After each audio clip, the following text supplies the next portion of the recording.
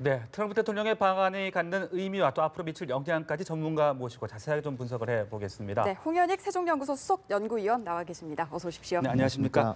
네, 현재 청와대 영빈관에서 국빈 만찬이 진행되고 있습니다. 네. 그래서 식사를 하면서는 그렇게 심각한 이야기는 하지 않을 것도 같은데 네. 어떤 이야기들이 좀 오고 가고 있을까요? 아무래도 뭐 한국의 가을이 네. 참 아름답습니다. 특히 험프리 그 캠프, 네. 그러니까 미군 기지, 평택 기지가 참 아름답게 잘 조성이 돼서 미국의 대통령으로서 너무너무 행복했다라든지 네. 네. 뭐 한미 동맹이 이렇게 정말 발전하는 모습을 오늘 봤다. 대통령께서 평택에 직접 와주셔서 전 너무나 놀랬지만 너무 영광스럽고 고마웠다. 네네. 그 점심 식사도 정말 맛있었는데 오늘 이렇게 저녁을 더 네. 맛있는 걸 주시니 네. 너무 네. 감사하고 한국의 문화도 참 아름다운 것 같다. 한류 문화가 세계적으로 이렇게 명성을 떨치는 게 직접 보니까 실감이 난다. 네. 뭐 할 얘기가 수도 없이 네. 많겠죠. 아무래도 덕담 위주로 화기애애하게 네. 진행되고 있을 것 그렇죠. 네, 같은데요. 앞서서 또 저녁 얘기도 잠깐 해주셨는데 만찬장 분위기도 지금 화면에 간단하게 비춰지고 있는데 음식에 대해서도 뭐 간단한 뭐 네. 하나하나 의미가 담겨 있다라고 하더라고요. 네. 음식 이름이 뭐 하도 이제 정성스럽게 하다 보니까 음식 네. 이름들이 긴데 네네. 일단 옥수수죽을 올린 구황작물 소반. 이게 이제 구황작물이니까 우리 옛날에 어려울 때 먹던 귀한 음식 그런 뜻인데 한미 동맹이 그야말로 귀하게 가볍게 이렇게 발전하고 있다 이런 걸 상징한다 그러고요. 네. 그다음에 트럼프 대통령이 개인적으로 해산물 중에 가자미 구이를 굉장히 좋아하는데 그러니까요. 이건 또 문재인 대통령 고향인 거제도에서 잡은 가자미 구이 네. 이거 또 대접하고 네. 그다음 메인 디시 그러니까 가장 주된 음식이 한우갈비인데 그렇습니다. 일본에서 트럼프는 뭐 미국산 고기로 일부러 대접을 했던데 우리는 한우로 결정해서 한우가 훨씬 맛있다. 그래서 한우갈비를 했는데 이게 뭐 300 몇 년 된 그 소스를 가지고 네. 조리를 했다. 그다음에 이제 결정적인 게 돌솥밥 요리가 송이 돌솥밥 반상이 나오는데요. 네. 거기에 새우가 들어가는데 독도 새우랍니다. 독도 예. 새우라서 일본에서 항의까지 했다 그러고요. 네. 외교적 경로를 통해서 항의까지 했다는데 그리고 또 오늘 저녁 만찬에 위안부 할머니가 또 초청이 됐다 그러는데 그렇죠. 이런 것들이 다 일본으로서는 껄끄럽고 네. 일본은 강조하는 게 한미일이 우리가 며칠 전에 중국하고 합의했던 그 합의가 아니죠. 중국이 이제 그 사드의 보복을 이제 중단하기로 이제 합의가 됐는데 그때 이제 그 배경이 된 걸로 우리 정부가 그 국회의원의 질문에 외교부 장관이 뭐 사드 추가 배치 안 한다, 미사일 방어에 가담 안 한다. 그다음에 한미일이 동맹까지 발전하지는 않는다. 그러니까 군사협력을 하되 동맹까지 가지는 않겠다라는 걸 그냥 입장 표명을 했는데 네. 거기서 일본이 가장 관심 있는 게 한미일 동맹을 만들길 네. 바라거든요. 중국을 견제하기 위해서. 근데 이제 우리 정부가 약간 일본을 견제하는 모습이기 때문에 일본으로서는 약간 좀 껄끄러운 모양인데 그러나 이거는 굉장히 우리 대한민국 정부가 잘하는 거다. 미국의 그 고위 인사들도 독도 문제를 좀 소홀히 생각하고 네. 또 위안부 할머니 문제 이런 것도 일본의 로비가 하도 치열해서 제대로 바라보고 있지는 않기 때문에 이럴 때 우리가 아주 이렇게 시사하면서 이게 굉장히 중요한 문제라는 거를 인지시켜주는 건 굉장히 잘하는 얘기다 저는 그렇게 네, 봅니다. 말씀하신 대로 음식 하나하나에도 어떤 정성과 함께 또 의미까지 담은 네. 것을 알 수가 있었는데요. 오늘 그 정재계 인사들은 물론이고 문화계 인사 그리고 방금 말씀하신 네, 네. 이용수 할머니를 비롯해서 특별한 사연들의 어떤 참석들도 눈에 네. 띄더라고요. 글쎄 그 위안부 할머니 네. 분들이 최근에 뭐 또 돌아가시고 자꾸 그래서 너무나 가슴이 아프고 이 문제가 빨리 저 할머니들 다 계실 때 해결이 돼야 된다 이제 생각이 되는데 오늘 뭐 만찬장에 산부 요인은 물론이고 우리 네. 측에서 70명 미국 측에서 미국의 이제 미국 대사나 트럼프 대통령이 초청하는 사람이 50명 해서 한미 간에 그야말로 화합과 우정의 장으로 이렇게 만든 것 같습니다. 그래서 산부요인 정세균 국회의장, 뭐 김명수 대법원장, 이낙연 국무총리 이분들 전부 이 한미 정상 내외와 같이 테드 테이블에 앉았고 네네. 거기 또 유명한 이방카 남편 제라드 쿠시너 트럼프의 사위 백악관 고문도 거기 앉았고요.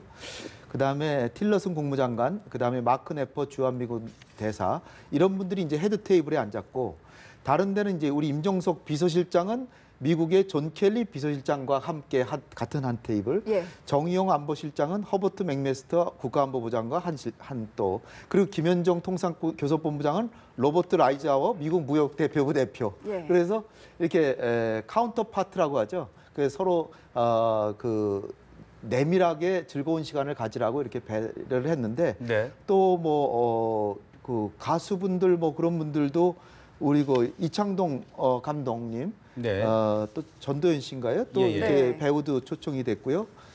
그다음에 이제 공연도 하는데 우리 한국 그 가요도 하지만 경기병 주패 저 어릴 때 좋아하던 아주 경쾌하고도 장엄하면서도 경쾌한 그런 음악도 연주하고 해서 정말로 한미 간의 그 화해와 협력의 화해는 아니죠. 협력과 우정의 강화에 장이 되지 않을까 이렇게 생각합니다. 네. 오늘 만찬장 분위기 화면을 함께 보시면서 분위기를 짚어봤고요. 정의선 예. 기아차 회장이시네요. 네, 정재계 인사들도 참석한 가운데 만찬장 분위기를 살펴봤고 오늘 오후에 있었던 일정 중에 의미 있었던 발언 내용도 좀 되짚어볼 필요가 있을 것 같습니다. 네. 일단 트럼프 대통령이 발언 분량이나 수위 등을 무역 적자 해소에 무게를 뒀다 이렇게 해석이 나오고 있는데 그 의도나 의미는 어떻게 풀어보십니까? 사실은 트럼프 대통령이 지금 미국 내부에서 좀 많이 수세에 몰려 있잖아요. 러시아하고 대선 기간 중에 좀 좋지 않은 거래를 했다.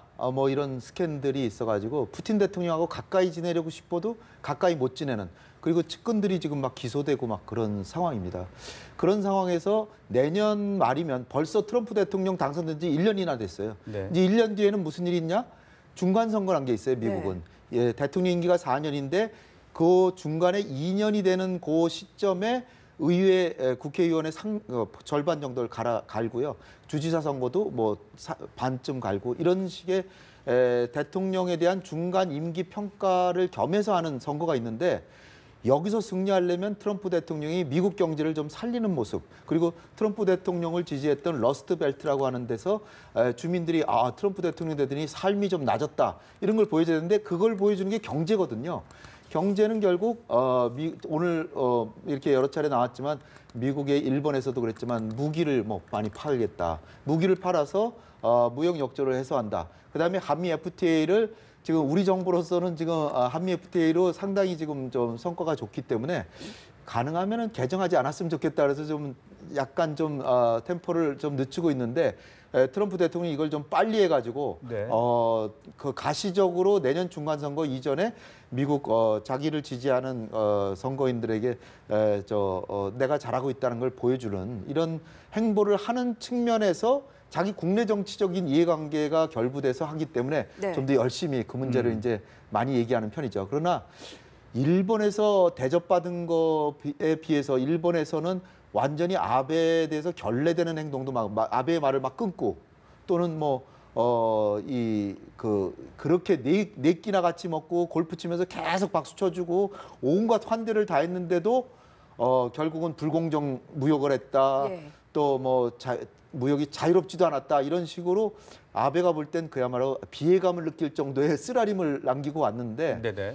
그거에 비하면 한국에서는 좀 경제적인 이득 챙기기 물론 하긴 합니다만은 네. 덜 노골적인 모습을 보여서 상당히 정상회담이 잘 되고 있는 것이 아닌가 네. 이런 추정을 충분히 할 수 있을 정도의 모습을 오늘 보여줬습니다. 네. 그에 몇 가지 발언들 좀 분석을 해봤으면 네. 싶은데 오늘 방위 분담에 대한 이야기도 나왔습니다. 네. 합리적인 수준으로 방위비를 분담하겠다 네. 밝혔는데 글쎄요, 이 합리적인 분담 어떻게 좀 해석을 해야 될까요? 합리적인 분담이란 건 트럼프 대통령이 애초에 네. 처음에 대선 기간의 얘기는 뭐냐면 한국이 방위 분담에 50%를 내고 있다는데 왜 100%는 못 내냐? 100%를 못 내면 주한미군 철수하겠다. 이렇게까지 얘기했던 분이에요.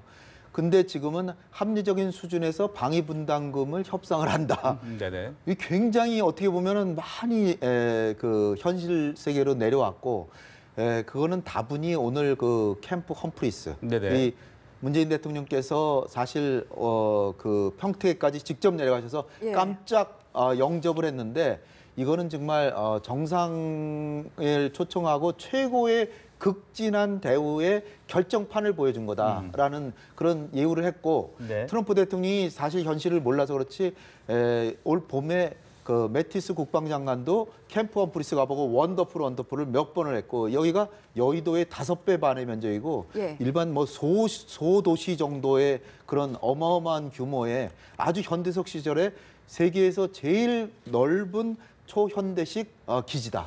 이거의 비용을 92%를 한국이 냈다. 그러니까요. 이걸 보고 트럼프 대통령이 정상회담에 조금 늦게 왔는데 그 이유는 다름이 아니라 여기 좀 보고 싶다. 그래서 헬기로 30분을 보고 왔다는 거예요. 그러니까 한국이 공짜로 지금 동맹의 혜택을 누리는 게 아니구나. 한국이 상당히 기여하는구나라는 것이 입력이 된 상태에서 정상회담을 했기 때문에 네네. 그나마 이렇게 아주 합리적인 수준의 타협. 그러니까 이 지금 한미 간의 합의에 따르면 어떻게 돼 있냐면은 물가 상승률에 준해서 몇 년에 한 번씩 협상을 해서 매년 하면은 너무 피곤하니까 네. 몇 년에 한 번씩 하는데 그거를 물가 상승률에 준해서 하기 때문에 아주 턱없는 상승을 그러니까 인상을 요구하지는 않을 것 같고요. 그 대신에 이제 트럼프 대통령이 챙겨가는 건 무기를 팔겠다는 거예요. 예.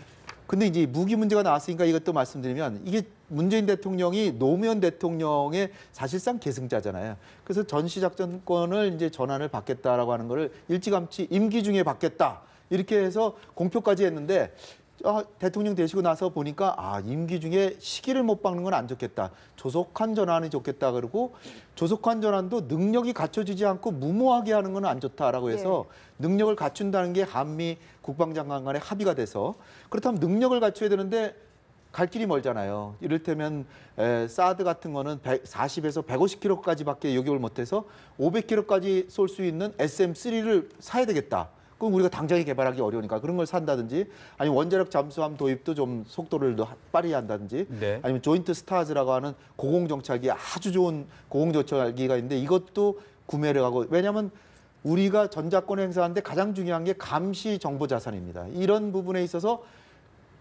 비록 고가지만 네. 우리 돈으로 수조 원어치를 사줄 수 있다라는 걸 하면 트럼프 대통령이 아마 속으로는 쾌재를 부렸을 겁니다. 그러나 우리는 우리 나름대로 전자권을 전환한다고 하는 그리고 우리 국방력을 강화한다는 취지가 있기 때문에 이 부분은 국민 여러분께서 조금 양해해 주신다면 이렇게 해서 왜냐하면 한미 FTA를 완전히 폐기하거나 이렇게 되면은 우리로서는 더 손해가 크기 때문에 현명하게 양측이 서로 주고받는 것이 아니겠느냐 이런 선에서 타협이 되는 것 같습니다. 네. 사실 뭐 오늘 모든 발언과 행보에 관심이 집중됐지만 가장 집중이 됐던 부분은 북한을 향해 어떤 메시지를 보낼 것인가 이 부분이었는데 한미 정상이 북한에 보낸 이 전반적인 메시지에 대해서 일단 전반적으로 어떻게 평가하시는지 궁금합니다. 북한에 대해서도 제일 중요한 게 군사적 옵션을 어떤 표현을 할 것이냐 이런 거였는데요. 네. 그야말로 트럼프 대통령이 군사력 사용은 가능한 하지 않기를 바란다. 이렇게. 그러니까 군사적 옵션은 항상 준비돼 있다. 뭐 대화는 해보겠지만 안 되면 군사적 옵션이 준비돼 있다. 이런 식으로 하지 않고 군사적 사용은 바라지 않는다는 식으로 부정적으로 군사적 사용을 얘기를 했고요. 트럼프 대통령이 일단 경고성으로 북한에게 우리가 강력한 북한이 거역할 수 없는 강력한 힘을 보여줬다. 그리고 이러한 힘을 사용하지 않게 되길 바란다. 네네. 그러니까 강력한 힘이란 건 항모전단 3개 전단이 와 있다든지 핵잠수함 같은 거 와 있다는 걸 시사하면서 북한 까불지 마라. 이런 메시지를 충분히 했고요. 그다음에 북한으로서는 협상에 나서는 게 좋을 것이다. 협상으로 하는 게 너네들한테는 제일 유리한 것이다라는 그런 메시지를 함께 보냈고 그러면서 주변국들 특히 중국이나 러시아에 대해서는 북한하고 교역 사업을 하는 것은 우리는 매우 안 좋게 보고 있다. 이것은 용납할 수 없다. 그 얘기는 지금 시진핑 주석한테 이제 예고편을 이제 날린 거죠. 네. 그런 측면에서 문재인 대통령도 지금 상황은 적극적으로 대화하기보다는 북한이 대화에 나오는 동기를 유발하기 위해서 적극적으로 압박과 제재를 해서 그래서 북한이 올바른 선택을 하게 되면 그 다음에는 북핵 문제의 평화적 해결을 위해서 협상에 나설 수 있다. 이렇게까지 얘기가 돼서 그 부분은 합의가 된 겁니다. 네. 그러나 지금 대화를 하지는 않겠다는 것이 제 입장에서는 제재와 압박하면서 대화도 저는 했으면 좋겠는데 그러나 이제 트럼프 대통령이 워낙 기세가 등등하기 때문에 공연히 그거를 대화를 너무 강조하면 한미 간의 안 좋은 목소리가 분명히 나올 수밖에 없기 때문에 네. 그 부분은 우리가 조금 톤을 조금 낮춰서 지금 얘기한 거고 아마 발표는 안 됐지만 우리 대통령께서 그럼 어떤 상황이 되면 대통령께서는 북한하고 대화를 해보시겠습니까? 예. 물어보셨을 것 같아요. 네. 그래서 그 조건에 대해서는 암묵적으로 합의를 해놓고 그 대신에 지금은 대화할 때는 아니다. 이렇게 하시지 않았을까 이렇게 추정이 됩니다. 네, 그리고 전반적으로 봤을 때 그동안 트럼프 대통령의 행보로 보면은 북한에 대해서 군사 행동을 직접적으로 언급한 경우가 종종 있었는데 네. 최근에 북한이 도발을 하지 않고 있잖아요. 네, 이런 네. 부분도 오늘 생각했던 것보다 깜짝 발언이 나오지 않은 그런데 영향을 네. 줬다 이런 해석들도 있더라고요. 그렇죠. 지금 한 달 반 됐습니다. 예. 한 달 반이라는 게 지난달에 이제 그 북한 핵실험하고 안보리에서 아주 이례적으로 열흘도 안 돼가지고 안보리 대북 제재 결의안 초강경 제재안이 나왔는데 불과 3일 뒤에 북한이 일본 너머로 또 화성 12형을 쐈거든요. 그런 상황에서부터 적어도 군사적으로 행동을 도발한 거는 지금 한 달 반이 됐습니다.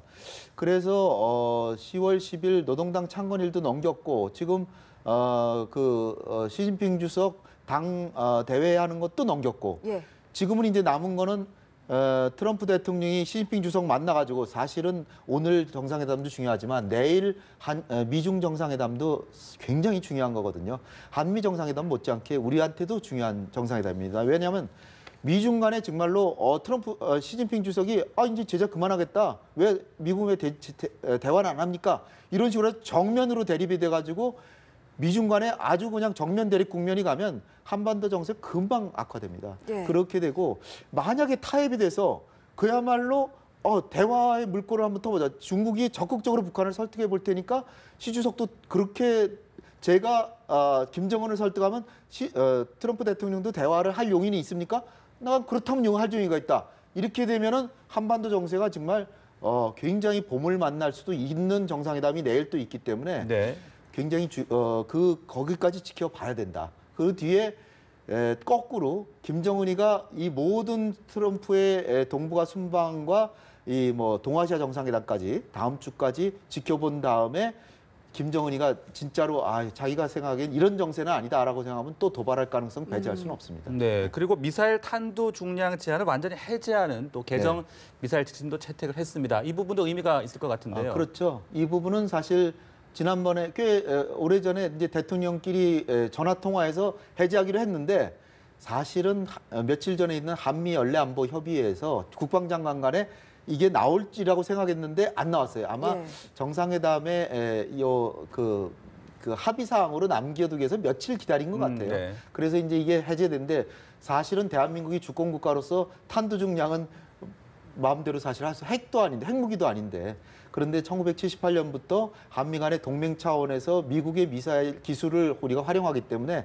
그런 차원에서 우리가 자제해 왔던 건데 이번에 완전히 해소됐기 때문에 참 네네. 다행으로 생각한다 이렇게 보는 거죠. 네, 그리고 앞서서도 여러 차례 얘기를 해주셨는데 트럼프 대통령이 양국 간의 통상 문제에 대해서 강조한 부분 워낙 중요한 얘기이기 때문에 네. 저희가 다시 한번 짚어볼 필요가 있을 것 같은데요. 관련해서 트럼프 대통령의 발언 내용을 화면을 통해서 만나보고 돌아오겠습니다. I had a choice of having a beautiful, very fancy lunch, and I said, no, I want to eat with the troops, and we ate with the troops, and it was good eating. It was good eating. We have a terrific meeting scheduled on trade in a little while with President Moon and his representatives, and we will, hopefully that'll start working out so that we create lots of jobs in the United States, which is one of the very important reasons I'm here. We'll be meeting with the various generals, General Brooks, and the various generals about the situation in North Korea. And I think we're going to have lots of good answers for you over a period of time, and ultimately it'll all work out. Because it always works out, has to work out. 네, 관련 내용을 함께 보셨는데 네. 어떤 의미로 해석을 해야 될까요? 일단 일본에서는요. 아베 총리가 트럼프 대통령의 딸인 이방카까지 완전히 그냥 에스코트하고 다니면서 위안부 합의금의 5배나 그 이방카 자선기금에 이렇게 희사하고 뭐 이런 해프닝을 벌였죠. 제가 볼 땐 해프닝인데요. 한 일국의 정상으로서 다른 나라의 정상의 딸을 갖다가 환대하는 건 좋지만 좀 과도했다 이렇게 예. 보여지고 그리고 네 끼나 식사를 같이 하면서 정말로 환대를 했는데 트럼프 대통령이 아베 총리를 세워놓고서 미국의 무기가 너무너무나도 좋은데 이 일본이 미국의 무기를 좀 사야 될 것이다. 그러면서 미국의 무기를 사면 일본은 방위력이 강화되고 우리는 일자리도 더 느리고 그러니까 얼마나 좋으냐. 이런 아주 노골적으로 이렇게 얘기를 했는데 예. 네. 그나마 이제 한국에 와서는 이제 미군들 앞에서 저렇게 이제 얘기는 했지만 우리 대통령 앞이나 이런 데서는 예절을 갖췄고 그거 보면 어떻게 보면 한국에서 더 품위 있게 행동을 했다. 네. 트럼프 대통령이 이렇게 보이고요. 근데 FTA 같은 경우를 보면은 일단은 그렇습니다. 우리가 미국한테 무역 흑자가 1년에 270억 달러, 250에서 70억 달러 정도 흑자인데 일본은 700억 달러 흑자, 우리의 3배 흑자고요. 중국은 3,500억 달러 흑자예요. 그러니까 우리의 15배 흑자예요. 그러니까 트럼프 대통령이 중국에 가서 조금 한마디 더 해서 조금 더 얻어내는 게 훨씬 더 무역 역조 해소하는 데 도움이 되죠. 예. 그리고 또 하나 중요한 것은 뭐냐면은 지금 세계 경제가 몇 년 동안 안 좋았잖아요. 그래서 세계 무역이 축소가 돼서 한미 FTA 체결한 이후에 세계 무역 전체량으로 볼 때 축소가 됐어요. 근데 한미 간에는 한미 FTA 체결한 이후 13%가 늘었어요. 이건 뭐냐? 서로가 그 이익을 더 증진했다는 것이 증명이 되고요. 그다음에 한미 간의 무역 미국의 적자는 해가 갈수록 줄어들고 있고 우리가 비록 한국 자동차를 미국 자동차의 한국 판매보다 더 몇 배 많이 팔고 있지만 네. 최근에 미국 자동차의 한국 판매의 증가 속도는 굉장히 가파르게 증가하고 있고 네. 우리의 미국 자동차 수출은 거의 안 늘고 있어요. 그리고 그런 걸 볼 때 사실 거기다가 플러스로 우리가 간과할 수 없는 게 무역 외 수지는 미국이 예. 엄청나게 많이 걷어들여가고 서비스 수지가 걷어가고 있고 또 하나는 금융 부분에서 눈에 보이지 않는 어마어마한 이득을 챙겨가기 위해서 론스타 같은 데서 우리가 보잖아요. 네. 그러니까 트럼프 대통령이 자칫 한미 FTA를 마치 폐기라도 하면 미국한테도 엄청난 손해가 되기 때문에 예. 그러나 우리한테도 상당한 손해이기 때문에 네. 지금 어떤 협상 과정이 있었냐면 트럼프 대통령이 뭐 한미 FTA도 폐기하겠다 막 이러니까 우리가 그러면 한번 얘기를 해보자. 그러면서 잘 설명을 했는데도 트럼프 대통령이 이렇게 자꾸 지연작전하면 폐기하겠다. 그러니까 그러면 개정을 하는 걸 검토하자 이렇게 됐는데요. 예. 만약에 우리가 개정을 안 하면 트럼프 대통령 정말로 폐기할 수도 있습니다. 따라서 둘 다 손해 보느니 조금씩 양보를 해서 우리도 이익을 조금 줄이고 미국의 손해를 조금 줄여주면 서로가 이익을 볼 수 있고 그런데 트럼프 대통령이 지금의 태도는 뭐냐면 미국이 손해 보는 부분만 시정하자 요거예요. 근데 우리도 손해 보는 부분 많이 있잖아요. 네. 그러니까 우리가 손해 보고 있는 부분도 같이 해서 이 개정을 하는 게 좋겠다. 그런 취지에서 우리 대통령께서 오늘 신속한 협정을 하는데 우리가 하기로 합의했다라고 했고 트럼프 대통령은 문 대통령이 신속한 개정에 동의해줘서 고맙다. 예. 이렇게 해서 합의가 된 걸로 생각이 되기 때문에 저것도 뭐 나쁘지 않은 합의다 이렇게 보여집니다. 네, 그리고 코리아 패싱과 관련한 우려들도 나오고 있는 상황이었는데 네, 오늘 또 네. 그 질문이 나왔습니다. 네. 그런데 한국은 굉장히 중요한 국가다. 네. 코리아 패싱 없다라고 답을 네. 했는데요. 이 부분 어떻게 보셨어요? 문재인 대통령이 정치인으로서는 가장 결정적인 트럼프 대통령의 지지를 받은 셈인데요. 한국에서 몇 달 동안 뭐 코리아 패싱, 영어도 안 되는 그런 코리아 패싱이라는 용어가 막 돌아다녔는데 그런데 이제 트럼프 대통령이 아주 단호하게 딱 얘기했죠. 한국은 미국의 오래된 그냥 단순한 우방이 아니라 그 이상이다. 아주 중요한 나라이고 한국을 우회하는 결정은 없을 것이다. 예. 아주 단언을 했어요. 네네. 그렇기 때문에 이거는 그야말로 나는 정치적으로 문재인 대통령을 지지한다라고 한 거나 거의 다름없는 그런 표현이기 때문에 문재인 대통령의 국내 외교 부분에 있어서의 리더십 네. 이거는 국내에서도 굉장히 증진되지 않을까. 상당히 힘을 받을 수 있겠군요. 예, 그렇게 생각이 됩니다. 네. 네, 그리고 앞서서도 얘기를 해주셨습니다만 북한이 지금은 지켜보고 있는 중인 것 같다라고 얘기를 해주셨는데 네. 아주 만약에 순방 기간에 도발의 가능성은 어떻게 보십니까? 도발한다면은 가뜩이나 지금 트럼프 대통령은 정말로 북한을 손보고 싶은데 예. 아, 네. 트럼프 대통령이 크게 마음속으로는 기뻐할 일. 도발한다면 그야말로 한 방 매길 가능성도 있기 때문에 김정은이가 그렇게 바본 전 아니라고 봅니다. 예. 네. 그리고 한미 정상회담 내일 국회에서의 연설도 중요하지만 더욱 중요한 미중 정상회담이 있기 때문에 예. 네네. 최소한 미중 정상회담은 끝나고 도발하지 그 전에 한다는 건 김정은이는 저는 세계 최악의 전략가라는 걸 자인하는 거나 다름이 없기 때문에 예. 제가 볼 때는 일단은 안 하고 제가 볼 때는 뭐 동아시아 정상회담, 마닐라 네. 정상회담 끝난 뒤에는 몰라도 그 전까지는 함부로 경고망동하지 않을 것으로 저는 봅니다. 네, 알겠습니다. 자, 그럼 또 내일 일정도 조금 짚어보도록 하죠. 내일 네. 오전에는 트럼프 대통령의 국회 연설이 예정이 되어 있습니다. 특히나 네. 이번 국가 중에서 유일하게 우리나라에서만 국회 연설을 하기 때문에 더욱더 주목을 네. 받고 있는데요. 대북 메시지 어떻게 좀 나올 걸로 예상을 하십니까? 일단은 뭐 한미동맹이 자랑스럽다 이런 네. 얘기부터 할 것 같고요. 한미동맹 하에서 한국이 외국에서 원조받는 나라에서 원조를 주는 나라로 그리고 권위주의적인 통치에서 민주주의의 거의 표본적인 나라로 변해서 한국이 우리의 동맹이란 게 자랑스럽다. 그러면서 거기에는 미국이 있었다는 걸 은근히 이제 자랑할 것 같고요. 그러면서 북한에 대해서 강력한 메시지, 경고 메시지를 보내면서 군사적 옵션에 대해서는 일단 외교적인 옵션은 다 하지만 그렇지만 군사적 옵션이 배제된 것은 아니다 정도의 메시지가 나오지 않을까 보이고요. 한미 FTA 개정이나 이런 거는 우리 정부가 꽤 합의를 해주고 이런 상황이기 때문에 네.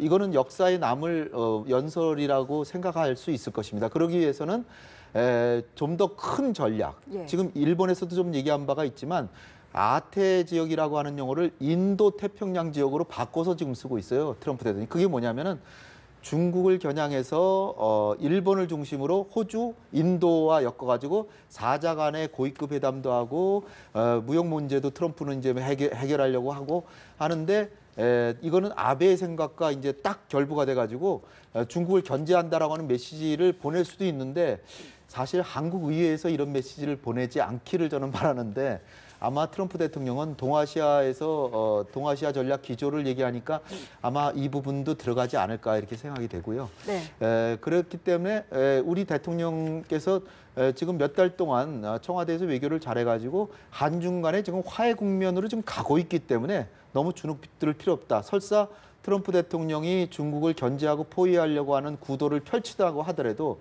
며칠 있으면 또 우리 대통령께서 시진핑 주석을 만나기 때문에 네. 한중 관계를 돈독하게 하면서 이거는 트럼프 대통령이 하신 말씀이지 우리 한국의 의견은 아니다라고 해명할 수 있기 때문에 그런 문구를 사용한다고 하더라도 우리가 뭐 그냥 대수롭지 않다 이렇게 넘길 수 있는 부분이다. 저는 그렇게 봅니다. 네, 그리고 오늘 전반적으로 봤을 때 깜짝 발언이 없었기 때문에 내일 국회 연설에서 돌발 발언을 하는 것 아니냐는 그런 네. 의견도 조심스럽게 나오고 있더라고요. 이 가능성은 어떻게 보세요? 트럼프 대통령의 행태를 이렇게 보면 공식적인 연설은 유엔 연설에서는 좀 토털리 디스트로이 북한을 그런 용어를 사용해서 좀 과도했다라고 예. 보이는데 대한민국 국회 연설에서 그런 용어로까지 이렇게 사용하지는 않을 거라고 저는 보고요. 네. 그리고 트럼프 대통령이 지금 상당히 좀 기분이 좋은 상태이기 때문에 좀 한미 동맹을 강조하고 북한에 대해서 따끔한 경고 그리고 제가 정말 기대하는 부분은 북한이 현명한 선택을 해서 북핵 문제에 올바른 선택을 한다면 대화의 문은 열려 있다. 이런 네. 얘기까지 해준다면 저로서는 더 바랄 나위가 없겠다. 네. 그리고 제가 오늘 말씀 안 드린 것 중에 하나는 뭐냐면 사실은 북한이 핵과 미사일 개발했으면 대한민국의 국가안보를 위해서는 우리도 뭔가 핵 보복력이 있어야 되는데 이것이 너무 지금 미국의 말에 의존하고 있고 오늘 나온 용어로는 미 전략자산의 순환 배치 확대 증강. 예. 이렇게 표현이 돼 있는데 확대 증강이라 지금 항모 전단 3개 전단이나 와 있어서 지금은 아무 문제 없는데 다 갑니다. 또 가고 나면 또 허점이 보이는 거죠. 핵 억지력이 과연 있는 것인지 또 불안할 수가 있기 때문에 미 전략 자산의 상시 배치가 돼야 되고 그 전략 자산에 대해서는 우리가 수리해 주거나 또는 운영비를 좀 대줄 수 있다. 이렇게 네. 해서 상시 배치가 돼야 우리 국민들이 보다 안심하고 일상생활을 하실 수 있지 않을까 저는 그렇게 생각합니다. 네, 내일 있을 국회 발언도 좀 주목을 해보도록 하고 내일 일정을 보니까 이제 현충원에 헌화하는 걸 마지막으로 1박 2일에 한국 순방 일정을 마무리하게 되는데 이건 네. 어떤 의미가 있다고 보십니까? 사실은 현충원 국립현충원 방문해서 하는 거는 보통 처음에 많이 합니다. 국가원수들이 외국을 공식 방문해서 많이 하는데 지금은 이제 오산에 내렸기 때문에 마지막에 네. 이제 행사로 하는데 이것이 사실 한미 간에 그야말로 우리가 오산에서 미군 한국 장병들하고 같이 식사하는 거와 마찬가지로 바로 우리가 피를 나는 혈맹이란 거를 극명하게 보여주는 하나의 상징적인 정치행위다. 따라서 이것을 마지막으로 이제 중국으로 이제 트럼프 대통령이 떠나는데 네. 이것이 바로 한미 동맹의 강건함을 보여주는 마지막 정치적인 행동이다. 이렇게 보시면 네. 될 것 같습니다. DMZ 방문은 할 것이다 안 할 것이다 말들도 참 많았는데 결국은 네. 이제 하지 않는 것으로 됐습니다. 그 부분은 글쎄요 어떻게 좀 보세요? 좀 아쉬웠다고 봐야 네. 될까요? 아니면 어떻게 저는 보셨습니까? 이제 뭔가 이제 일본이나 중국에 비해서 한국의 체류 기간이 좀 짧기 때문에 네. 좀 더 아주 더 긴밀한 뭔가 메시지가 가기 위해서는 문재인 대통령하고 트럼프 대통령이 같이 동승하고 헬기로 DMZ를 방문했으면 하는 바람이 있었습니다만은 네. 그것이 이제 오산 험프리 기지를 방문하는 것으로 극명하게 보여줬기 때문에 그런 것이 두 번 겹치기보다는 네네. 다음을 위해서 남겨두고 또 하나는 뭐냐면 네. 유엔 연설에서 트럼프 대통령이 북한을 뭐 완전히 파괴한다 그래서 김정은이 바로 뒤로 해서 개인 성명을 발표해서 트럼프 대통령이 북한을 완전히 파멸시키겠다는데 공화국의 명예를 걸고 나의 모든 것을 걸고 트럼프 대통령을 불로 다스릴 것이다 이렇게 얘기를 해놓은 바가 있기 때문에 네. 어떻게 보면 신변에 문제가 있을 수도 있다 이런 차원에서 또 거기서 전반 DMZ에 가서 또 트럼프 대통령이 또 돌출 발언을 하신다면 이게 다 된 이 네. 한반도에 있어서의 지금 이 긴장 완화 분위기 이런 것이 완전히 또 새로운 분위기로 바뀔 수도 있기 때문에 좀 모험을 걸어야 되죠. 그러니까 위험이 따르기 때문에 예. 네. 사실 그 좀 약간은 좀 아쉽긴 하지만 네. 그래도 험프리 기지 방문한 것으로 대체가 전 충분히 됐다 이렇게 생각됩니다. 네, 그렇습니다. 네, 그리고 이제 트럼프 대통령이 지금 순방에 나서고 외교에 적극적으로 힘을 들이고 있습니다만 미국에서는 역대 최저 지지율의 성적표를 받았다고 전해지고 네. 있는데 네. 순방으로 리더십을 만약에 회복을 한다면 미국 내 지지율도 좀 상승할 가능성이 있을까요? 뭐 아무래도 조금 도움이 되겠지만 저도 이제 미국에서 한 1년 살아보니까 미국 국민들의 정치에 대한 지지도라는 거는 대부분 국내 정치에서 많이 좌우되고 특히 경제. 그렇기 때문에 트럼프 대통령이 한미 FTA 중국과 일본과의 무역 역조 해소 여기에 치중하는 것이 바로 그런 것이고요. 우리는 사실 북핵 문제가 훨씬 더 중요하지만 트럼프 대통령은 결국은 시진핑 주석하고도 북핵 문제를 정면으로 다룬다고 하면서도 시진핑이 무역에서 상당히 양보하면 또 다른 그 계산을 또 할 것이기 때문에 그래서 미국의 경제가 사실은 지금 우리 대통령께서도 오늘 트럼프 대통령 보는 앞에서 연설에서 뭐라고 하셨냐면 미국의 지금 주가 지수가 사상 최고치를 하는데 네. 이게 참 축하드릴 만한 일이고 트럼프 대통령이 잘해서 이렇게 미국의 주가 지수가 이렇게 좋다는 얘기를 하면서 덕분에 우리도 좋다. 이렇게 얘기를 하셨는데 결국은 뭐 이런 외교적인 성과보다는 결국은 지금 이방카도 지금 미국에 가 있으라고 그런 것도 세제 개혁. 그러니까 결국 경제 문제에서 해결이 돼야 되고 그래서 트럼프 대통령이 국내 문제에서 잘해야 하는 것이 결국은 지지도에 연결이 되는 것이 아닌가 이렇게 생각이 됩니다. 네, 트럼프 대통령이 이제 내일 방한 일정을 마무리하면 앞서 말씀하신 대로 이제 중국을 가게 됩니다. 이 중국 정상과의 만남에서 이제 북핵 문제 네. 역시 다 가장 큰 이슈가 될 텐데 보다 적극적인 중국의 역할을 압박하지 않을 것이냐, 또 네. 어떤 의미 있는 합의점을 찾아낼 수 있을 것이냐 분석들이 나오고 있습니다. 네. 네. 정말로 우리가 관심을 가지고 지켜봐야만 되는 상황이고요. 예. 4월 달에 마라라고 정상회담, 그러니까 트럼프의 별장에서 정상회담인데 그때 다 기억하시겠지만 트럼프 대통령이 아프가니스탄인가요? 시리아인가요? 거기를 미사일로 공격하라 그러고 시진핑 주석의 귀 속에다가 사실 제가 지금 미사일 발사를 명령했습니다. 이렇게 해서 시 주석을 그냥 깜짝 놀래킨 적이 있는데 네네. 그때 우리와 관련된 게 합의는 뭐냐면 시진핑 주석이 저한테 100일을 주시면 뭔가 북한을 좀 다뤄보겠다. 그래서 100일 동안의 여유를 주면 지금 미국의 중국에 대한 무역 제재 이런 거를 좀 잠정적으로 좀 미뤄줬어요. 네. 근데 지금 트럼프 대통령의 평가는 만족할 만하지 않다 하기 때문에 시 주석이 지금 국내 정치적으로 권력을 강화해서 지금 상당한 힘을 갖고 있지만 그러나 트럼프가 무역에 대해서 굉장한 조치를 좀 이를테면 대북 제재 문제로 세컨더리 보이콧들을 정면으로 가해온다면 예. 상당히 많은 기업들이 타격을 받고 중국이 그렇게 경제가 잘 나가지만 그 배경에는 3,500억 달러라고 하는 무역 흑자를 미국에서 내고 있기 때문이거든요. 3,500억 달러면 우리나라 1년 예산과 맞먹는 돈입니다. 이렇게 어마어마한 무역 흑자를 시진핑 주석이 내고 있기 때문에 이걸 강력한 무기 삼아서 트럼프 대통령은 북핵 문제 여기서 양보를 지금 얻어내려는 거고요.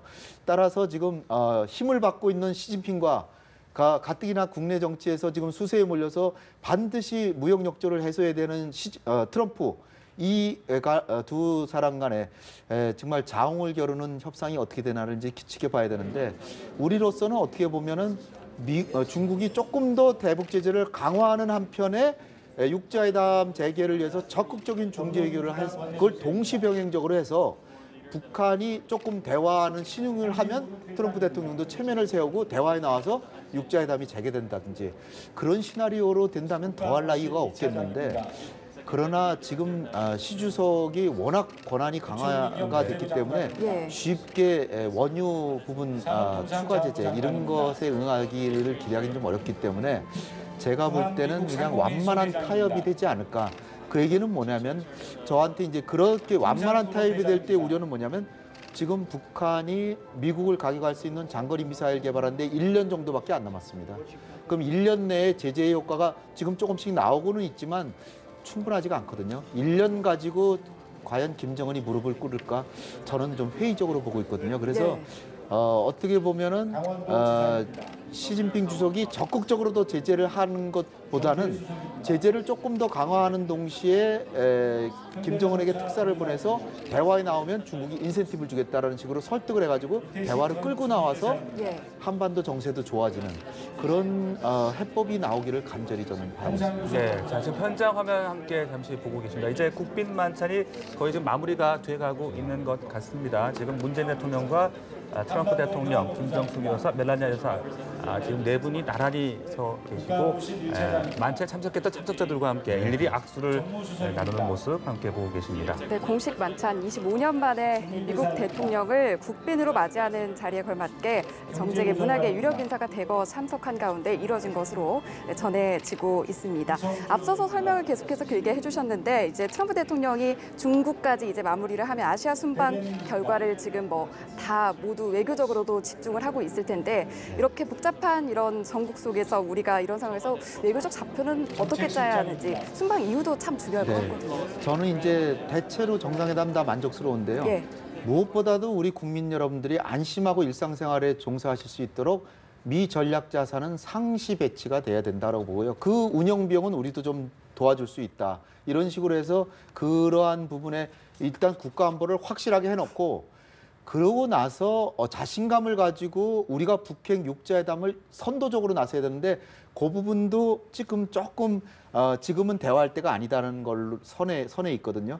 따라서 그 부분이 이제 돌아가기 위해서는 시진핑 주석이 움직이고 그리고 미국도 조금 대화할 수 있다는 여지를 조금 더 메시지를 주면서 김정은도 대화에 나와서 이게 돌아가야 되는데 그런 메커니즘을 우리가 주도할 때 지난번 한미 정상회담에서 트럼프 대통령에게 우리 대통령이 인정받았던 한반도 운전자론, 한반도 문제 주도자론 이게 이제 결국 실현이 되는 거거든요. 그러니까 좀 더 우리가 북한에 대해서 체제 경쟁에서 승리했다는 자신감을 가지고 좀 더 적극적이고 능동적이고 창의적인 해법을 가지고 시진핑 주석도 만났을 때나 트럼프 대통령 만났을 때 우리의 해법은 이겁니다라고 보여주면서 어느 시점이 되면 합시다. 라고 하고 그 시점이 되는 환경을 조성하는데 또 노력하고 이렇게 해서 우리의 운명을 스스로 개척하는 그렇게 될 때 우리 대한민국은 정말 세계 13위의 경제 강국에 걸맞는 외교력을 갖추고 한반도 정세도 풀리고 분단 비용을 최소화하면서 지금 북핵 문제 해결을 해서 결국은 우리는 평화 통일로 가야 되는데 굉장히 멀리 있습니다. 결국 평화 통일을 바라보면서 북핵 문제 해결을 주도해야 되는데 북핵 문제는 지금 정체 상태이기 때문에 결국은 우리의 국가 안보 챙기고 북핵 문제 해결하면서 평화 통일에 가는 길을 구상해야 된다. 이렇게 저는 말씀드리고 싶습니다. 특히 중국과의 정상회담, 미중 간의 정상회담 이후에 우리가 중국과의 관계를 어떻게 풀어나갈 것인가 이 부분에 대한 외교적 해법 고민도 상당히 중요해 보이는데 이 부분은 어떻게 풀어가야 될까요? 그렇죠. 지금 이제 사실 사드 가지고 우리가 억울하게 지금 중국에 보복을 당했는데 그나마 이 정도 해서 타협이 된 게 다행이라고 생각되고요. 그 다음에는 어떻게 보면 우리가 삼불 합의가 아니라 입장 표명한 거, 이것은 미국에 우리가 대응할 수 있는 기제로 활용할 수도 있는 측면이 있고요. 그래서 중국과의 관계는 결국 중국이 제재도 조금 더 더하고 네. 그다음에 그 중재도 조금 더하는 방향으로 하고, 우리도 지금 시진핑 주석에게 트럼프 대통령을 만날 때마다 저는 대화도 필요하다는 걸 설득하고 있습니다.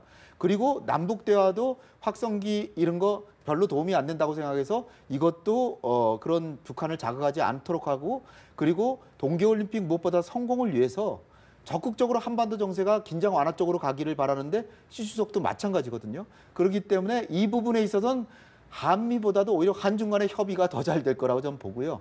따라서 한중 간의 문제는 지금 사드 고비를 넘어가고 있기 때문에 전 별 문제가 안 되리라고 보고, 진짜로 한중 간의 관계가 더 잘 되려면 결국 트럼프 대통령을 설득해서 트럼프 대통령이 대화로 가게 만들어야 된다. 그렇게 되면 그야말로 우리는 아무데도 거리낌 없이 남북 대화로 갈 수 있고, 네. 개성공단 재개하고 금강산 관광 재개하면서 그야말로 문재인 대통령 구상하는 한반도 신경제지도, 그리고 푸틴 대통령과의 남북러 경협, 이런 걸 하다 보면 어느새 우리가 모르는 사이에 독일처럼 우리도 통일로 갈 수 있습니다. 그러니까 자신감을 가지고 그 관건은 트럼프 대통령도 대화가 중요하다는 걸 깨닫게 해주는 겁니다. 근데 한 번에 설득이 안 되니까 또 다음 기회에 또 만나서 설득해보고 또 다음 기회에 설득하는 그런 것이 필요하다고 저는 봅니다. 네. 그런가 하면 일본은 북핵 대응을 명분으로 전쟁 가능 국가를 또 열망하고 있지 않습니까? 네, 그렇죠. 이 부분에 앞으로 우리가 일본과의 관계는 어떻게 좀 풀어나가야 될까요?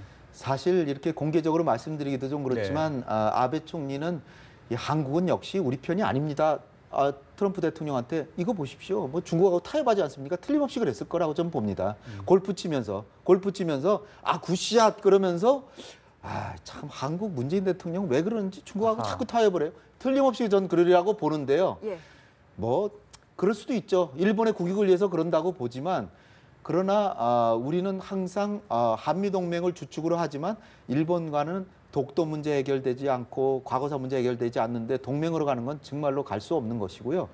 그래서 사실 아까 처음에 제가 말씀드렸듯이 위안부 할머니도 오늘 만찬에 초청하고 그런 외교를 해가면서, 또 아베에게는 우리가 한 수 가르쳐준다는 식으로, 비록 경제력은 우리가 뒤지지만 우리가 도덕적으로는 우위에 있다는 걸 항상 자신감을 가지고 아베 총리에게 대하되, 결국은 미국이 일본보다도 한국을 더 중시하게끔 만드는 그런 외교를 펼치면서 일본을 대응해 나가야 되고요. 특히 독도 문제 같은 거는 샌프란시스코 강화회의에서 사실 독도는 한국에게 돌려주기로 돼 있었는데 미국이 일본의 로비를 받고 그것을 독도를 제외해 줬어요.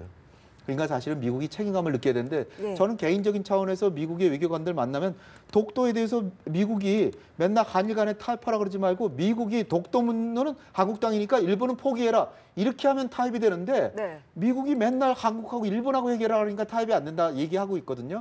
우리 정부도 좀 더 열심히 이런 부분에서 미국을 설득해야 일본과의 외교도 풀리지 않을까 저는 생각합니다. 한미 정상회담 등 주요 내용 짚어봤습니다. 홍현익 세종연구소 속 연구위원과 함께했습니다. 오늘 나와주셔서 고맙습니다. 말씀 고맙습니다. 감사합니다.